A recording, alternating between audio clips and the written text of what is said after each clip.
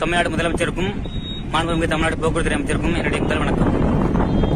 நான் வந்து சாதாரண ஏழுக்குளம் தென்காசி மாவட்டம். எனக்கு ஊர் பார்த்துதரம் பக்கத்தில் சிறிய கிராமம் அப்படியே. எங்க அப்பா விவசாயில பார்த்து அம்மா பிடிச்சிட்டாங்க. நான் சாதாரண கஷ்டப்பட்ட ஃபேமிலி தான். நான் கடந்த ஒரு 7 மாசம் கட்டி நம்ம செங்கோட்டை டிஎன்எஸ்டிசி போக்குவரத்து துணையில கண்டக்டரா பணியபுரிய என்னோட லைசன்ஸ் கொடுத்தேன்.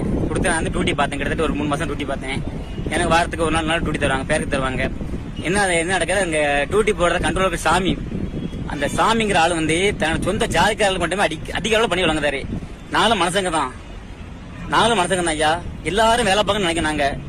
நாங்க அதை தட்டி கேட்டு சம்பந்தப்பட்ட கலெக்டர்கிட்ட மாவட்டத்துக்கு மனு கொடுத்தாங்க. நாங்க நவம்பர் மாசம் மனு கொடுத்துருக்கோம். எங்களுக்கு எந்த நடவடிக்கை எடுக்கிற கலெக்டர். அதே மாதிரி என்னோட லைசன்ஸை நான் வேற டிப்போ போறது கேட்டேன். எங்களுக்கு அதிகாரம் லைசன்ஸே கிழிச்சு போட்டாங்களா கிழிச்சாலும் சரியா தெரியல எனக்கு. ஆனா லைசன்ஸ் வந்து எரிச்சிட்டாங்களா கிழிச்சாலும் தெரியாதுன்னு தெரியல எனக்கு. ஆனா லைசன்ஸ் தொலைஞ்சு போச்சு அப்படிங்க. தொலைஞ்சு போச்சு. நான் ஆடி ஆப்ஷன் ப்ளூடூத்ல படுத்துறேன்னு சொல்லி நம்ம செங்கோட சேர்த்தாலும் எழுதி கொடுத்துருவாங்க. நான் கம்ப்ளைண்ட் கொடுத்து ஒரே காரணங்காண்டி நான் லைசன்ஸ் கைக்கு தெரியல. ஒரு நிர்வாகத்தில் எப்படி என்னோட உரிமை தொலையும் நான் கேட்கேன். அரசு போக்குவரத்து கழகத்துல ஒரு டிப்போல 45 பஸ் 50 பஸ் இருக்கு. அதை பாதுகாக்கோட ஒரு மேனேஜரோட வேலை. சரியா கேமரா கிடையாது. அங்க டிப்போல அவ்வளவு அநியாயம் நடக்கு.